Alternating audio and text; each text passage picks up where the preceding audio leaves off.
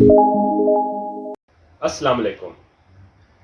आजकल पाकिस्तान के अंदर और बैनुल-अक़वामी सतह पे बहुत से मामलात ऐसे हो चुके हैं जिसकी वजह से दुनिया की आवाम भी परेशान है और पाकिस्तानी आवाम तो हमेशा से भी परेशान है और लगता है आगे भी रहेगी।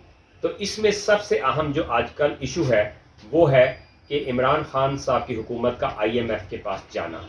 तो मियाँ ज़ाहिद साहब से पूछते हैं कि ये क्यों गए हैं दोबारा IMF के पास जबकि पिछली हुकूमतें जाती रही हैं। जी मियाँ ज़ाहिद साहब। जी बिस्मिल्लाहिर्रहमानिर्रहीम। Thank you very much Arif Jamil साहब।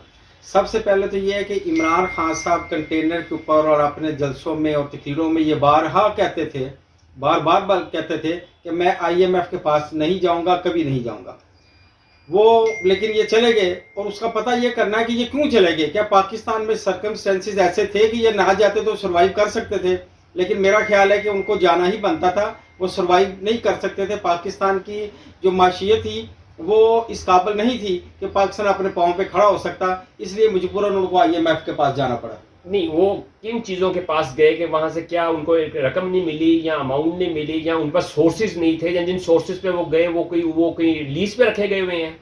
नहीं, देखे ना, जो पुरानी गवर्नमेंट थी, आई पीपल्स पार्टी थी और मियाँ नवाज शरीफ साहब की या नून लीग थी, उन्होंने तो सारे एसेट गिरवी पहले ही रख दिए हुए थे। तो इनके पास तो कोई ऐसी चीज़ ही नहीं थी कि ये गिरवी रख के तो पैसे लेते।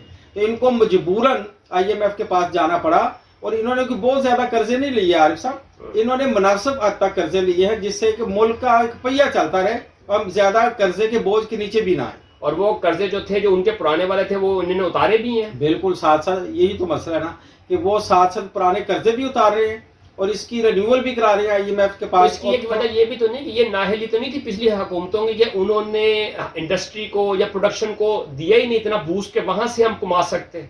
बिल्कुल, आपकी बात ठीक है कि किसी भी मुल्क की जब प्रोडक्शन बढ़ती है, इंडस्ट्री चलती है, तो वो मुल्क अपने पाँव पे खड़ा हो जाता है क्योंकि उसमें डॉलर्स आते हैं, पाउंड्स आते हैं। तो ये जो है ना, पाकिस्तान की इंडस्ट्री की जो प्रोडक्शन थी वो भी किस हद तक नहीं गई कि पाकिस्तान अपने पाँव पे खड़ा हो जाता है, ये एक्सपोर्ट करते। अच्छा, अभी वो कह रहे हैं कि हम IMF से जो हमें पेमेंट मिलेगी उसे डॉलर जो है, हो सकता है कि डॉलर जो है मतलब नीचे आ जाए और पाकिस्तान के रुपए की कीमत बढ़ जाए, और ऊपर से उन्होंने 2 अरब के टैक्स लगा दिए हैं। तो आप क्या समझते हैं कि अगर ये 2 अरब के टैक्स लगाए गए हैं और डॉलर की कीमत कम हो जाती है, यानी रुपया स्ट्रांग हो जाता है, तो क्या कोई फायदा मिल सकता है पाकिस्तान हुकूमत को? देखिए जी, डॉलर से फर्क तो पड़ता है लेकिन वो कोई इतना परमानेंट नहीं होता। परमानेंट जो फर्क पड़ सकता है वो जैसे आपको तुर्की की मिसाल दे सकते हैं कि रजब तैयब अर्दवान साहब ने अपनी कौम से अपील की क्योंकि उनकी तो करेंसी बहुत गिर गई थी।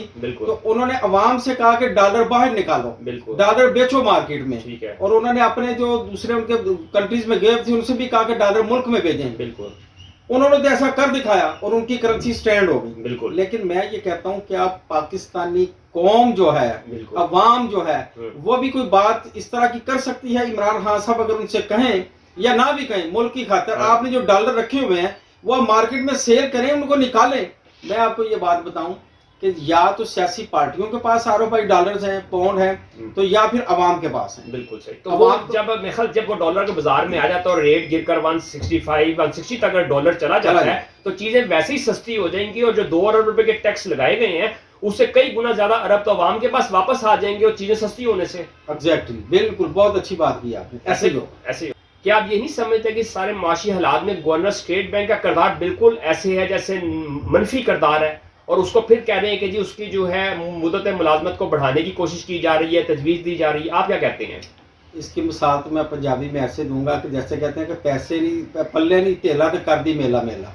और ये तो स्टेट बैंक का जो उन्होंने लगाया ना जी सरबरा, ये तो बिल्कुल इसके फिट ही नहीं बैठता, ना काबिल ही नहीं है, ये कॉम्पिटेंट ही नहीं है। इसने उधर भी जाके जब मैनचेस्टर में भी इसने की थी अपना प्रेस कॉन्फ्रेंस, लोगों ने क्रिटिसाइज किया था, उसमें भी तो इस तरह की बातें नहीं करनी चाहिए। तो इसका मतलब इनकी जो है मुद्दत मुलाजमत तो सही नहीं करनी चाहिए, बिल्कुल नहीं करनी चाहिए, बल्कि अभी इनको हटा के किसी और को लाना चाहिए जो अच्छा बंदा हो, जो मुल्क को कौम की बेहतरी सोच सके। जितने उन्होंने डॉलर्स पे आपके सामने या फॉरेन करेंसी के ऊपर जो भी उन्होंने एक्शंस लिए एक भी कामयाब नहीं हुआ, तो इसका मतलब इनको तो फिर रहने का काबिल ये है ही नहीं है। बहुत शुक्रिया मियां ज़ाहिद साहब, बहुत अच्छी इंफॉर्मेशन दी आपने। काश ये हमारी हुकूमती हल्के सुने